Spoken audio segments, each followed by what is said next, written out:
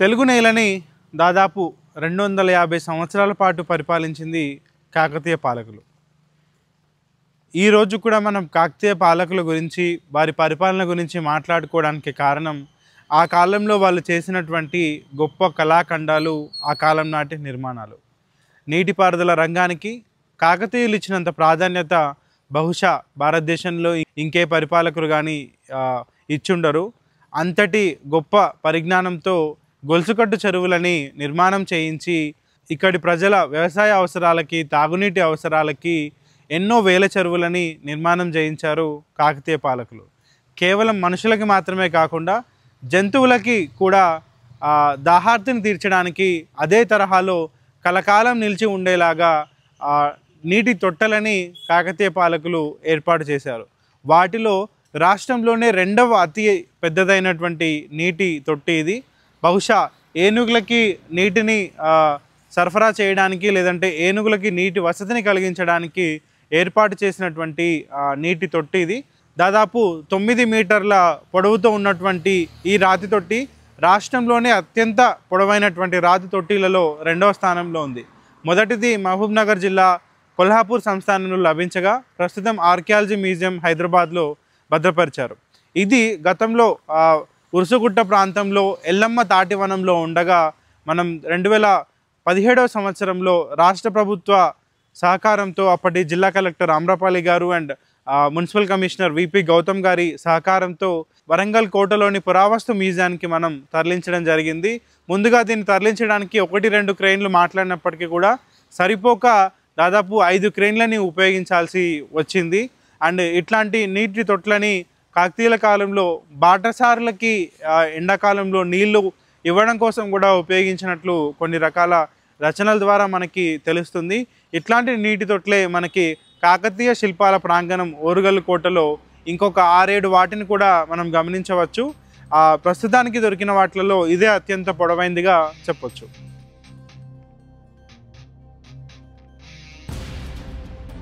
వరంగల్ నగరంలో చారిత్రక ప్రసిద్ధిగాంచిన శాసనం ఉన్న ఉస్సుగుట్ట సమీపంలో తాళ్ళ పద్మావతి కళాశాల సమీపంలో ఈ తొట్టి ఉండేది. కాకతీయుల కాలం నాటి భారీ నీటి తొట్టి చాలా అత్యంత పెద్ద రాతితో తీర్చిదిద్దడం ఆ కాలం నాటి శిల్పుల కళా నైపుణ్యతకి నిదర్శనం అని చెప్పొచ్చు. కాకతీయ రాజులు నీటి వనరులకి ఎట్లయితే ప్రాధాన్యత ఇచ్చారో వాళ్ళ రక్షణకు ఉపయోగించేటువంటి ఏనుగులకి ఆవాసాలు కల్పించి వాటి నిత్యావసర సదుపాయాల కోసం ఇట్లాంటి నీటి తొట్టులని తయారు చేశారని చెప్పొచ్చు. అయితే ఒకే శిలలో ఇంత పెద్ద తొట్టిని మలచడం చాలా అద్భుతమైనటువంటి విషయం. కొన్ని వందల టన్నుల బరువైనటువంటి రాయిని ఈ పని కోసం ఉపయోగించాల్సి వస్తుంది. దాన్ని ఈ ప్రాంతానికి షిఫ్ట్ చేయడం కూడా ఊహాతీతమైనటువంటి విషయం.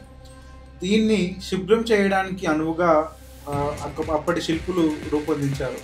ఒక వైపునకి వంపుగా ఉండి ఎప్పుడన్నా శుభ్రం చేయాల్సిన అవసరం వస్తే అక్కడి నుంచి శుభ్రం చేసేలాగన, ఆ నీళ్లు బయటికి పోయేలాగన ఒక అవుట్లెట్ని కూడా ఏర్పాటు చేశారు.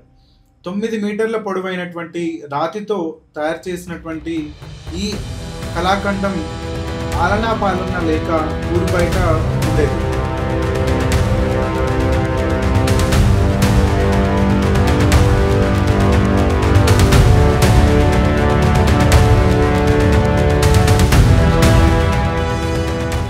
గత 10 సంవత్సరాల క్రితం రాష్ట్ర పురావస్తు శాఖ అధికారులు దీన్ని గమనించి పరిరక్షిత వస్తువులు లేదంటే పరిరక్షిత కట్టడాలలో భాగంగా లిస్ట్లో ఇంక్లూడ్ చేయడం జరిగింది.